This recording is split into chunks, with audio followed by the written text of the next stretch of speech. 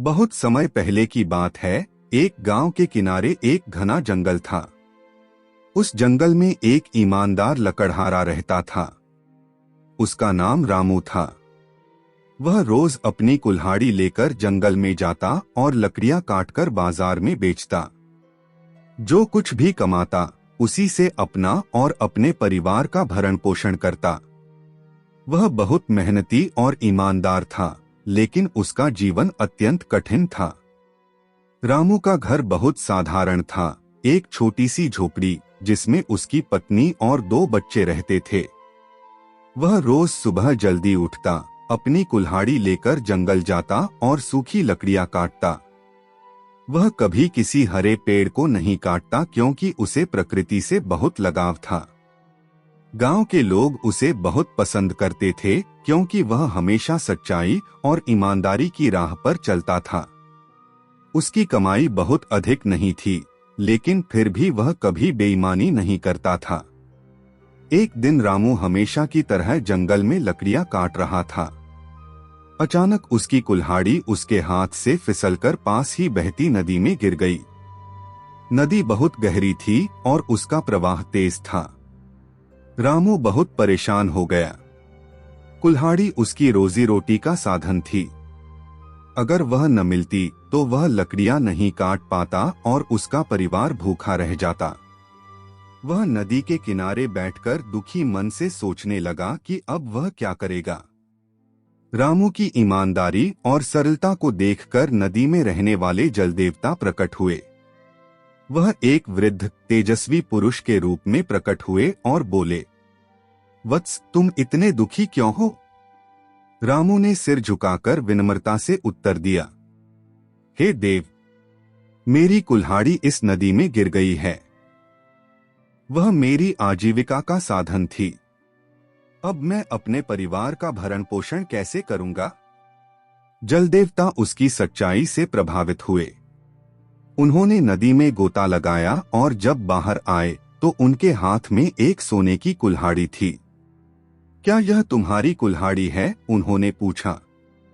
रामू ने कुल्हाड़ी को ध्यान से देखा और तुरंत सिर हिलाकर कहा, नहीं देव, यह मेरी कुल्हाड़ी नहीं है।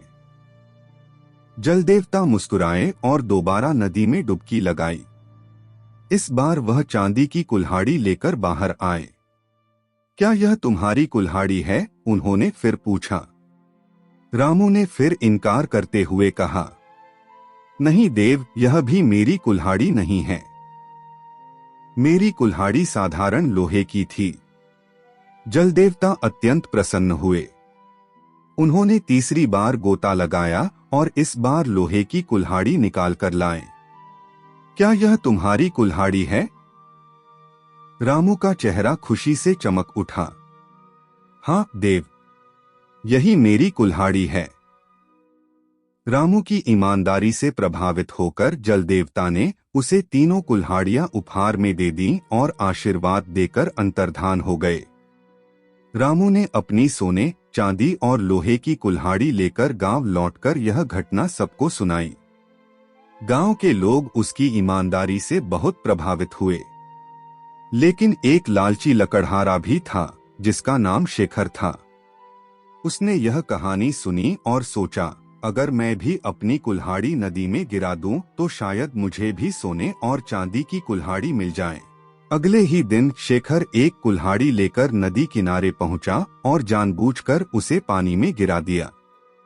फिर वह दुखी होने का नाटक करने लगा। जलदेवता प्रकट हुए और उससे पूछा, वत्स, तुम इतने दुखी क्यों हो?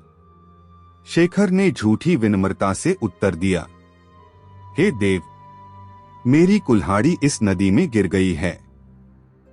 कृपया मेरी मदद करें। जलदेवता ने नदी में डुबकी लगाई और जब बाहर आए तो उनके हाथ में सोने की कुल्हाड़ी थी। क्या यह तुम्हारी कुल्हाड़ी है? शेखर की आंखें लालच से चमक उठीं। उसने तुरंत कहा, हाँ देव, यही मेरी कुल्हाड़ी है। लेकिन जलदेवता उसकी चालाकी समझ गए। वे क्रोधित हो गए और बोले, तुम झूठे और लालची हो। ईमानदारी का इनाम मिलता है, लेकिन बेईमानी का दंड। उन्होंने शेखर को उसकी असली कुल्हाड़ी भी नहीं लौटाई और जल में लुप्त हो गए। शेखर को अपनी गलती का एहसास हुआ, लेकिन अब कुछ नहीं हो सकता था। उसने ईमानदारी के बजाय लालच को चुना था और उसे उसका दंड मिल चुका था। रामू को अपनी ईमानदारी के कारण सोने और चांदी की कुल्हाड़ी मिली, जबकि शेखर को अपनी बेईमानी की वजह से अपनी कुल्हाड़ी भी गंवानी पड़ी। इस घटना से गांव के सभी लोग यह समझ गए कि ईमानदारी का फल मीठा होता है और लालच हमेशा नुकसान पहुंचाता है। रामू अपनी ईमानदारी और परिश्रम से एक अच्छा जीवन व्यतीत करने लगा। अब उसके पास साधारण कुल्हाड़ी के अलावा 2 बहुमूल्य कुल्हाड़ियां भी थीं, लेकिन फिर भी उसने अपने पुराने आदर्श नहीं छोड़े। वह पहले की तरह ही मेहनत करता रहा और कभी लालच में नहीं पड़ा। गांव के लोग उसे और अधिक सम्मान देने लगे और उसकी कहानी दूर दूर तक प्रसिद्ध हो गई। यह कहानी हमें सिखाती है कि सच्चाई और ईमानदारी का मार्ग कठिन हो सकता है, लेकिन अंत में यही सबसे श्रेष्ठ होता है। लालच इंसान को अंधा बना देता है और उसे पतन की ओर ले जाता है। ईमानदारी से अर्जित चीजें ही जीवन में सच्ची संतुष्टि देती हैं। इसलिए हमेशा सच्चाई और ईमानदारी का साथ दें, क्योंकि अंततः यही सबसे बड़ा धन है।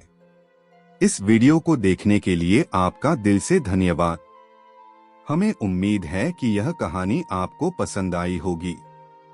अगर आपको यह वीडियो अच्छा लगा तो लाइक, शेयर और सब्सक्राइब जरूर करें। अपनी राय कमेंट में बताएं। अगली कहानी में फिर मिलते हैं। धन्यवाद।